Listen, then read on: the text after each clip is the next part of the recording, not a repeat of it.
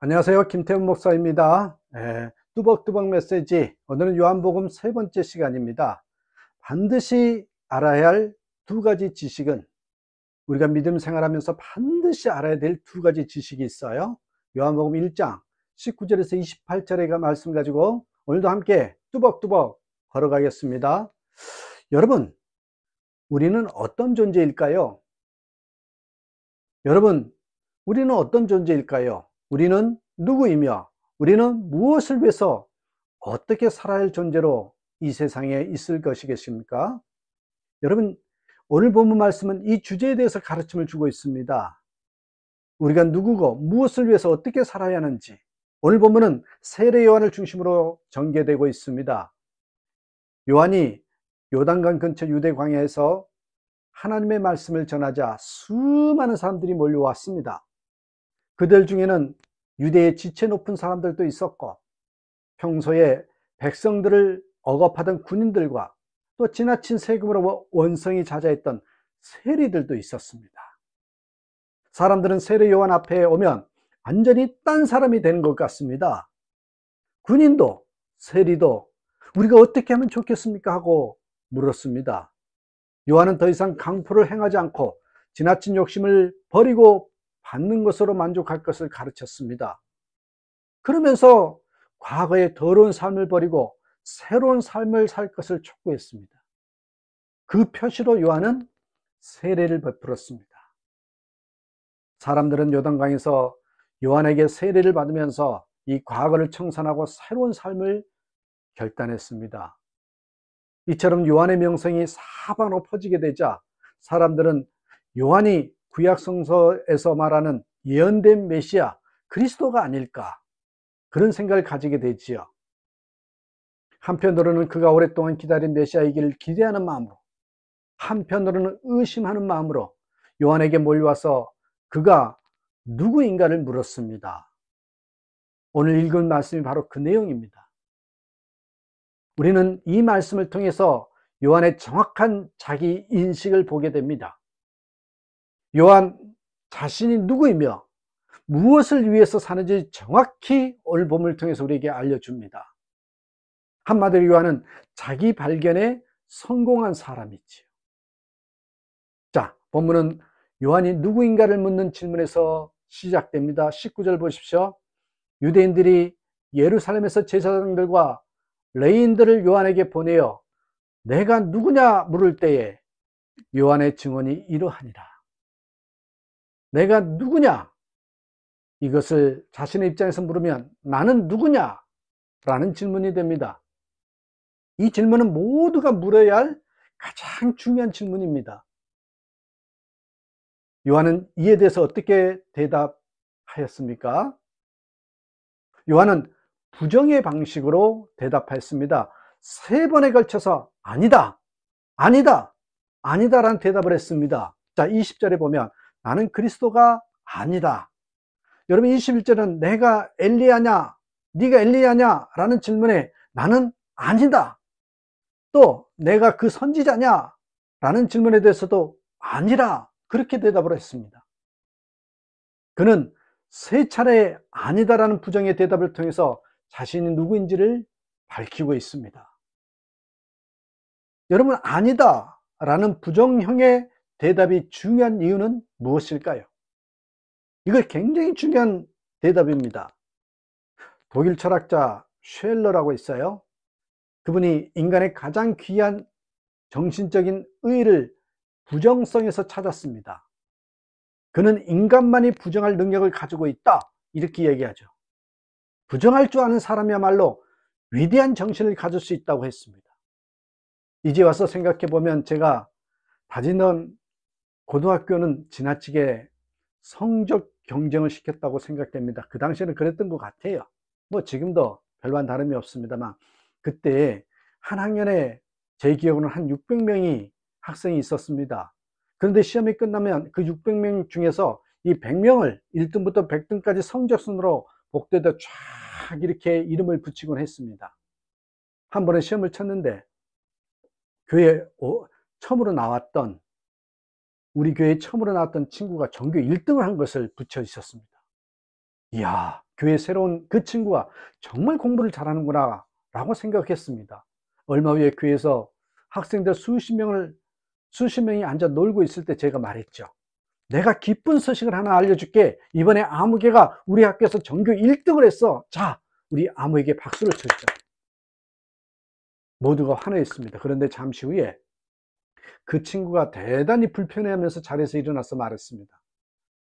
미안하지만 너희가 잘못 알고 있는 거야. 나는 1등이 아니야. 나는 그 명단에 이름을 올리지도 못했어. 저는 아니 분명한 사실을 왜 아니라고 하느냐고 그렇게 물었으면, 그랬더니 그 친구가 뭐라는지 아세요? 1등한 아이는 나랑 이름이 같은 다른 아이라고, 내가 아니라고. 잠시 분위기가 이상해졌어요.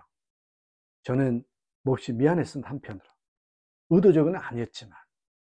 그러나 친구들은요 오히려 더 크게 박수를 쳐주더라고요. 야, 아무개 1등이 아니면 어때? 자신이 아니라고 할 수 있는 그 용기가 더 위대하다고. 다음엔 정말 더 잘해서 우리 명단에 이름 올려라고 이러면서 격려하더란 말입니다. 여러분, 그 친구는 아니다 라고 말할 수 있는 그런 분별력과 용기가 있었습니다. 그 후 그 친구는 교회에서 중심 인물이 되었고요. 특히 유머의 감각이 뛰어나서 모두를 다 즐겁게 해주는 분위기 메이커가 되었습니다. 만약 그 친구가 그때 부정하지 않았다면 그 후로 내내 거짓에 시달렸을 것입니다. 여러분 아십시오. 기독교 신앙은 아니다 라고 말하는 데서부터 시작이 됩니다. 하나님, 전 선한 존재가 아닙니다. 전 저를 구원할 만한 능력자가 아닙니다. 하나님, 전 스스로 희망을 개척할 수 있는 사람이 아닙니다. 여러분, 아닙니다라고 할 수 있어야 합니다. 예수님께서는 제자가 되고자 하는 사람들에게 자기를 부인하고 자기 십자가를 지고 나를 따르라고 하셨습니다. 어떤 이는 자신이 대학을 나오지 않았음을 밝힙니다. 박사가 아님을 밝힙니다. 그 훌륭한 일을 자신이 한 것이 아님을 용기 있게 밝히는 사람도 봤습니다. 그러나 많은 사람들이 아니다라는 말을 하지 못합니다. 칭찬을 들으면 그 칭찬이 자신에게 합당하지 않음을 알면서도 침묵하죠. 그러다 보면 점차 사실은 왜곡되고 사람들의 칭찬이 계속되면 자신이 정말 그런 사람인 것처럼 착각하게 됩니다. 나중에는 자신이 죄인이 아니며 하나님의 구원하시는 은총도 필요가 없을 정도로 여러분 훌륭한 의인이 된 것처럼 자기 노치에 빠집니다.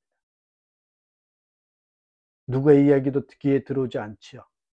자기 의로 높은 성을 쌓고 그 안에서 왕노릇합니다.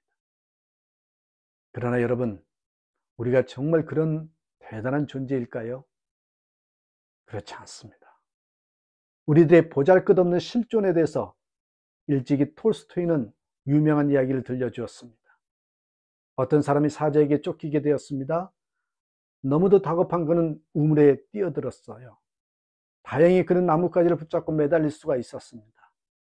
고개를 들어보니 사자가 우물을 들여다보며 입을 벌리고 있었습니다. 그는 아래를 내려다 보았습니다. 그러나 그것은 커다란 구렁이가 입을 벌리고 있었습니다. 그뿐이 아닙니다. 그가 매달린 나뭇가지를 2마리치가 갉아먹고 있었습니다. 마지막 순간이 점점 다가오고 있었습니다. 그런데 바로 그때 달콤한 냄새가 나서 둘러보니 근처에 벌들이 꿀을 모아둔 벌집이 있었습니다. 그는 꿀을 먹기 위해서 그곳에서 혀를 들이밀었습니다. 여러분, 위에도 아래에도 이 사방에도 죽음이 널려있는 위기 속에서도 그 꿀을 먹기 위해서 혀를 내미는 존재가 사람이라는 거예요. 그는 그 위기를 벗어날 능력이 없습니다. 여러분, 죽음을 안고 다니면서도 욕망에 채에 사는 사람이 여러분 전혀 능력이 없단 말이죠. 이런 상황에서 사람들은 아니다 라고 말할 수 있어야 됩니다. 너 스스로 구원할 수 있느냐? 아닙니다. 너 의인이냐? 아닙니다. 여러분, 이때 구원의 가능성이 쫙 열리는 거예요. 다시 본문으로 돌아가 봅시다. 요한은 아니다라고 말한 후에 이번엔 자신을 긍정의 방식으로 이야기를 합니다. 23절을 보십시오. 이르되 나는 선지자 이사야의 말과 같이 주의 길을 곱게 하라고 광야에서 외치는 자의 소리로다. 이 속에는 자신에 대한 요한의 두 가지 중요한 지식이 나옵니다. 하나는 내가 누구인가에 대한 관한 것이고요. 그는 자신이 누구래요? 광야에서 외치는 자의 소리라고 분명하게 정의를 합니다. 또 한 가지가 있습니다. 자신의 사명에 대한 지식이었습니다. 그 사명은 뭐래요? 주의 길을 곱게 하는 것. 주의 길을 곱게 하는 것입니다. 그런데 여기 매우 중요한 것이 있습니다. 그것은 요한이 자신에 대해서 말할 때 예수님과의 이 관계성에서 말하고 있다는 것입니다. 그는 예수님의 길을 곱게 할 사명을 가진 자, 예수님의 길을 곱게 할 사명을 가진 자임을 밝혔습니다. 예수님이 안 계신다면 그분의 길을 예비할 자가 필요 없었을 것이며 그의 사명도 필요 없었을 것입니다. 결국 요한의 인생이 의미가 있는 것은 누구 때문입니까? 예수님 때문이라는 거예요. 우리도 그렇습니다. 제가 저를 소개할 때마다 저는 목사입니다라고 할 것입니다. 그때 제가요, 주님과 아무런 관계가 없다면요, 목사라는 정체성이 아무런 의미가 없어요. 저는 사남매의 아버지입니다라고 말합니다. 그러나 그때 제가 주님의 은총 아래 있을 때 이 사남매의 아버지라는 복을 제대로 누릴 수가 있고 아버지 역할도 잘할 수 있습니다. 우리의 삶은요, 주님으로 인해서 의미와 가치를 가집니다.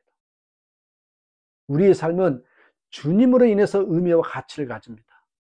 주님의 빛 안에서 우리의 삶은 비로소 광채를 발하게 됩니다. 그리스도인의 삶은 주님으로 인해서 목적과 방향을 가지게 됩니다. 그러므로 아름다운 삶을 원한다면, 진정한 삶을 원한다면 내가 누구인가 이것을 알아야 할 뿐만 아니라 주님이 누구이신가 대해서도 알아야 합니다. 나는 누구인가? 주님은 누구이신가? 그렇습니다. 여러분, 나에 대한 지식과 주님께 대한 지식이야말로 모든 사람이 반드시 알아야 할 두 가지 지식입니다. 요한은 예수님을 어떤 분으로 알고 있었습니까? 우선 요한은 주님의 위대함을 알았습니다. 26절, 27절 보십시오. 요한이 대답하되 나는 물로 세례를 베풀거니와 너희 가운데 너희가 알지 못하는 한 사람이 있었으니 곧 내 뒤에 오시는 그이라. 나는 그의 신발끈을 풀기도 감당하지 못하겠노라 하더라. 사람들이 요한을 아무리 대단한 사람이라고 여긴다 해도 자신은 그분의 신발끈을 풀 자격도 없음을 알았습니다. 어떤 책에 보니까 웅덩이에 빠진 사람에게 공자는 그렇게 경고했건만 왜 빠졌느냐고 책망만 하고, 석가모니는 웅덩이에 빠져있든 그렇지 않든 인생은 모두 허무한 것이니 그 안에서 견디다 보면 곧 끝날 것이라고 말합니다. 그러나 우리 주님은 다릅니다. 그분은 웅덩이에 들어오셔서 우리를 밀어내서 건져주십니다. 또 주님은 우리를 위해서 천국을 준비하셨습니다. 늘 우리와 함께 계십니다. 우리를 세우십니다. 우리를 통해서 거룩한 일을 이루십니다. 우리의 삶에 목적과 의미를 주십니다. 이 주님으로 인해서 많은 사람들이 세상에 많은 것을 가지지 못했어도 행복해합니다. 세상 지식에 대한 무지도 주님을 아는 지식으로 극복합니다. 자, 나 자신을 알고 이 주님을 더 깊이 알아가는 우리 모두가 되기를 주님의 이름으로 축복합니다. 반드시 나는 누구인가, 우리 주님은 누구인가, 이 지식을 꼭 여러분 삶 속에서 정의하고 살아가는 저와 여러분 되시기를 주님의 이름으로 축복합니다. 감사합니다.